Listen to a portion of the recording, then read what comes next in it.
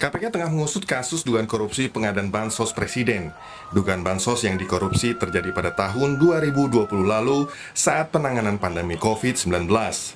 Merespon hal itu, Presiden Joko Widodo mempersilahkan KPK untuk mengusutnya, meski kasus tersebut terjadi 4 tahun silam.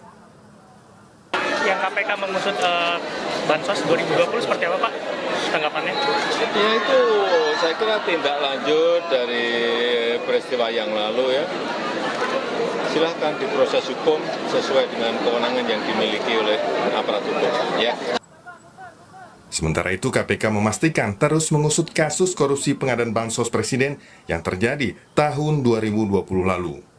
Juru bicara KPK, Tessa Mahardika bilang, dalam kasus ini modus pelaku diduga mengurangi kualitas komponen bansos untuk kepentingan pribadi dan merugikan negara hingga 125 miliar rupiah.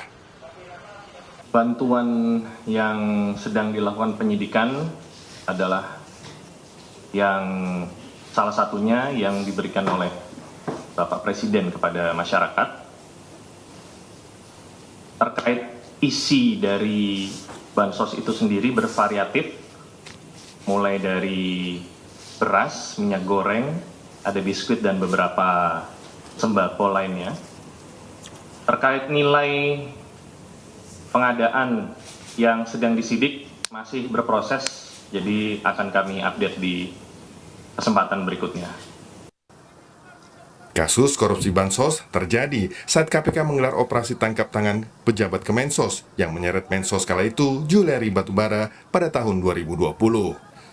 Sebelumnya, pemerintah menganggarkan dana untuk pengadaan bantuan sosial atau bansos setiap tahunnya. Tahun 2019, total anggaran dalam APBN mencapai 97,6 triliun rupiah. Tahun 2020, total anggaran dalam APBN mencapai 125,6 triliun rupiah.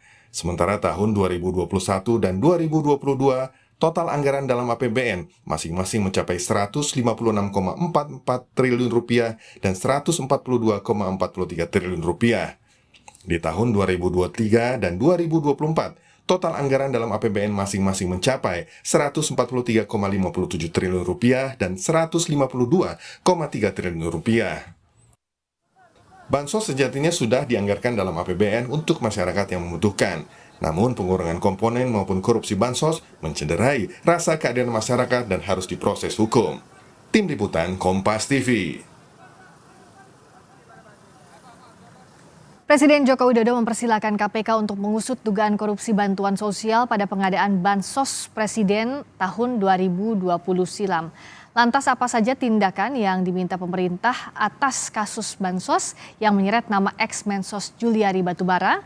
Kita akan perbincangkan bersama dengan tenaga ahli utama KSP Ali Mokhtar Ngabalin dan peneliti Putkat UGM Zainur Rahman. Selamat malam Bung Ali juga Mas Zainur. Selamat malam, Zainur, Rizka, Assalamualaikum, selamat malam. Waalaikumsalam warahmatullahi wabarakatuh. Selamat malam, saya ke Bang Ali dulu. Kalau bedanya kan ini sebenarnya beririsan dengan kasus 2020 ya, sebelumnya distribusi, sekarang diusut soal pengadaan. Betul. Nah, sebenarnya kalau Istana melihatnya apa? Di mana celahnya? Ya, yang pasti bahwa dalam kaitannya dengan upaya-upaya penegakan hukum atau dalam upaya untuk dan atas nama negara, kemudian seperti KPK, kayak kemarin itu kan wartawan mendadak aja langsung tanya kepada Presiden. Ya, tidak ada urusan bagi Presiden, bagi pemerintah, kalau ini adalah upaya untuk menegakkan hukum atau untuk bisa mengungkapkan rasa keadilan, kemudian di mana urusan-urusan yang terkait dengan penyelewengan terhadap anggaran pendapatan belanja negara, hak-hak masyarakat yang harus mendapatkan bagian dari bantuan sosial Presiden kemarin. Monggo Presiden mempersilahkan itu seluas-luasnya supaya publik juga bisa tahu ya, jangan sampai nanti ada lagi yang memberikan penilaian dengan berbagai framing pemberitaan lain-lain kepada Presiden. Karena mereka bertanya kepada Presiden, maka Presiden menjawab seperti itu. Bang Ali, kalau dari 2020 sampai sekarang dengan kasus ini evaluasinya apa sih? Evaluasi untuk menutup celah korupsi, terutama soal bansos. Ya, jadi ini kan seperti kami di kantor staf presiden, Bapak Jenderal Muldoko itu salah satu tugas yang sekarang kami siapkan di kantor staf presiden itu adalah memberikan laporan penuh terhadap baik di periode 5 tahun kemarin maupun periode yang sekarang ini. Satu di antara yang sedang juga kami tulis, kami persiapkan bahan-bahannya, di antaranya adalah seperti bantuan-bantuan sosial yang dikeluarkan oleh Bapak Presiden. Dengan begitu juga ketika KPK ini kan pengembangan dari kasus 2020, 2022, it's okay. KPK dan Bapak Presiden mempersilahkan, silakan. Yang meskipun sesungguhnya kan tidak perlu juga, tapi karena wartawan bertanya, kemudian Presiden harus menjawab seperti itu dalam fungsi kedudukan KPK sebagai institusi yang diberikan kewenangan oleh Undang-Undang Dasar 1945 dalam kerja-kerja nyatanya. Oke, nah kalau untuk menganalisis tentu lebih leluasa dari sisi Mas Zainur. Nah celahnya sejauh ini dari mulai distribusi juga pengadaan karena ini masih beririsan dengan kasus yang menyeret Mensos Juliari Batubara, di mana Mas Zainur? Ya, yang pertama korupsi bansos bantuan presiden itu sangat tidak layak, Mbak Friska. Ini bisa mencoreng ya kewibawaan presiden. Meskipun saya sangat yakin presiden tidak terlibat, tetapi kan di situ ada nama bansos presiden sehingga ini harus diusut tuntas. Kenapa ini bisa terjadi? Karena yang memang korupsi itu lebih mungkin terjadi jika bentuk bansosnya berupa barang. Beda halnya kalau bansosnya berupa cash transfer melalui rekening, itu kemungkinan untuk dikorupsi jauh lebih rendah. Sehingga ketika bentuknya barang, maka mulai dari pengadaannya saja selalu ada pemotongan nilai. Kemudian pemotongan nilai itu digunakan untuk memberikan suap atau gratifikasi kepada para penyelenggara negara, yaitu mereka-mereka yang telah meloloskan para perusahaan kontraktor ini untuk memenangkan tender. Tentu ini selalu terkait antara pelaku swasta dengan pelaku penyelenggara negara. Sehingga ini harus diusut tuntas. Kenapa? Karena biasanya paket-paket bansos itu kan dalam tanda kutip ada coupling-couplingnya. Kalau korupsi yang dilakukan oleh Juliari Batubara itu terkait dengan anggaran yang ada di Kemensos. Nah, kalau bansos presiden, apakah ini anggaran yang ada di Kemensos atau di Kemenseknek? Ini juga harus dijelaskan kepada publik sehingga nanti KPK harus melakukan pendalaman. Apakah ada penyelenggara negara yang ikut menikmati korupsi ini bisa meminta bantuan misalnya aliran dana kepada PPATK untuk men-tracing kemana saja dana yang digunakan oleh Ivo tersangka itu diperuntukkan selain untuk produksi, tetapi juga ada kemungkinan juga biasanya untuk suap atau gratifikasi kepada penyelenggara negara yang di kasus sebelumnya itu diberikan kepada Juliari Batubara dan kawan-kawan, Mbak Friska. Nah, mungkin Bang Ali bisa bantu juga menjelaskan, karena kan sejauh ini skema bantuan sosial itu ada yang BLT, ada yang bantuan berupa barang. Nah, barang ini kan biasanya di Kementerian Sosial. Nah, untuk kasus ini kalau dari KSP melihatnya duduk perkaranya memang murni di bawah Kementerian Sosial tahun 2020, Bang Ali. Iya, karena pengembangannya itu ketika terkait dengan kasus bantuan sosial di Kementerian Sosial pada saat Pak Menteri Batubara. Jadi baik dalam bentuk barang yang tentu saja dengan sungguh-sungguh Bapak Presiden begitu tulus melihat masyarakat yang dalam kondisi yang luar biasa sangat memprihatinkan. Orang kan banyak menyoroti tentang bantuan sosial, presiden cawe-cawe macam-macam lah istilahnya ya. Tapi kan fakta di lapangan kan masyarakat, rakyat kita ini kan banyak yang memang harus mendapatkan dukungan dan bantuan dari pemerintah. Karena itulah kebijakan-kebijakan, keputusan anggaran di Dewan Perwakilan Rakyat Republik Indonesia, kemudian sampai kepada Presiden Joko Widodo, beliau mengambil kebijakan untuk bisa membagi-bagi bantuan sosial. Meskipun kita tahu bahwa kemarin itu luar biasa ya orang menuduh yang sangat keji. Tetapi kan fakta ya dari tahun 2022, 2020 sampai dengan hari ini. Jadi saya ingin mengatakan bahwa ya inilah sebuah fakta yang kita lihat, sehingga sekali lagi saya ingin menegaskan bahwa kalau hari ini kemudian KPK melakukan dan pengembangan untuk bisa mengungkapkan kasus korupsi bantuan sosial, ya mari kita tunggu KPK sedang bekerja dengan baik. Oke, nah sekarang KPK sedang bekerja, tapi tentu Mas Zainur harus ada langkah mitigasinya. Jangan sampai harus diusut KPK dulu baru terjadi, sementara bansos ini sudah beredar di masyarakat dengan spek yang dikurangi, begitu dengan modus korupsi yang sama. Nah, apa sebenarnya yang bisa dilakukan untuk pencegahannya dan mitigasinya, Mas Zainur? Iya Mbak Friska, bansos barang itu dari hulu sampai hilir sangat riskan terjadinya korupsi.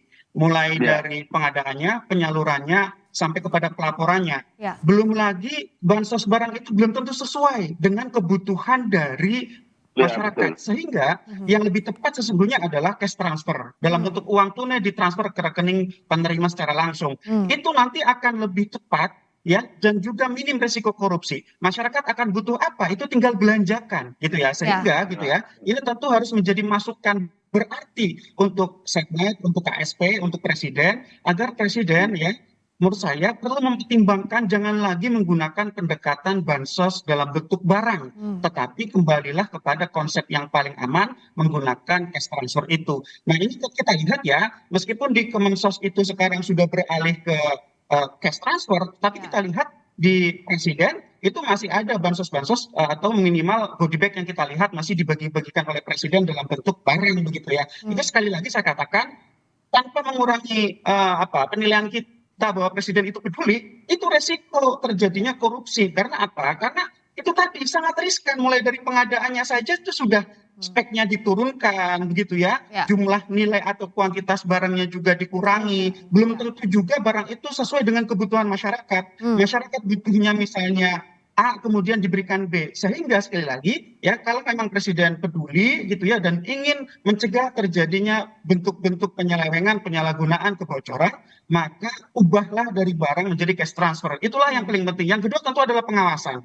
Ketika terjadi COVID-19 itu pengawasan hampir tidak ada yang berjalan. Pengawasan internal, pengawasan eksternal, termasuk ketika bansos itu diatasnamakan bansos Presiden. Itu tidak ada desain pengawasan yang berarti sehingga hampir tanpa pengaman gitu ya. Kita lihat kemudian dilakukan OTT terhadap KPK, terhadap Menteri Sosial waktu itu Juliari Batubara. Dan ingat, kami dari Paket masih punya catatan bahwa paket-paket pekerjaan yang diduga ada problem itu tidak sekadar yang sudah diusut oleh KPK kemudian mengakibatkan Juliari Batubara kemudian divonis bersalah. Masih ada paket-paket bansos lain yang ini juga harus dikembangkan oleh KPK agar apa? Agar ya segala bentuk korupsi yang terjadi di masa pandemi COVID-19 itu bisa diungkap. Selain juga potensi korupsi di bidang kesehatan, mulai dari pengadaan alkes dan juga Zainur. Oke, nah ini bisa dijawab sama Mas Ali, sama Bang Ali. Bang Ali, tadi kan ada masukan gimana kalau bentuknya cash transfer full, tapi kan itu juga bukan tanpa risiko. Dan yang kedua pengawasannya seperti apa? Iya, begini. Di LKPP itu memang ini tidak juga gampang-gampang, Bung. Saya setuju beberapa masukan, iya saya setuju itu. Di LKPP kami ini juga melakukan berbagai kajian, melakukan berbagai macam rumusan-rumusan. Kan kita tahu di LKPP itu kan dia punya tugas, kami koordinasi terus, mempunyai tugas untuk melaksanakan pengembangan dan perumusan kebijakan pengadaan barang dan jasa pemerintah. Jadi karena begini, LKPP itu kan merupakan satu-satunya lembaga pemerintah yang mempunyai tugas seperti yang tadi saya kemukakan, sehingga beberapa masukan iya saya setuju dengan Anda ya, Zainur. Ini materi yang sering bawakan di teman-teman di pemerintah, di lembaga strategis. Jadi saya balikin lagi ke basic fundamentalnya. Bukan sosialisasi dan di tengah-tengah masyarakat. Jangan cara-cara ini adalah cara-cara terpenting yang untuk harus dilakukan di tengah-tengah masyarakat. Jadi dari satu aspek tapi aspek yang lain tidak seperti segampang itu dibayangkan ya. Karena apa? Ketika setiap pengadaan barang yang dilakukan dalam bantuan Presiden, bantuan sosial dari Presiden itu memang dari hulu sampai hilir. Kami ikut untuk tahu itu barang. Jenisnya 1, 2, 3, berapa banyak ada di dalam, kami tahu itu. Jadi oke, sampai pada di sini saya kira iya, beberapa catatan bisa menjadi masukan bagi kami. Oke, dan kita akan dorong bagaimana KPK mengusut sampai tuntas karena ini bicara soal hak masyarakat, harus juga diusut dari hulu hingga hilir termasuk pengawasannya diperbaiki ke depan. Terima kasih Bang Ali Mukhtar Ngabalin, terima kasih Mas Zainur Ya, Rahman. makasih, Friska. Terima kasih.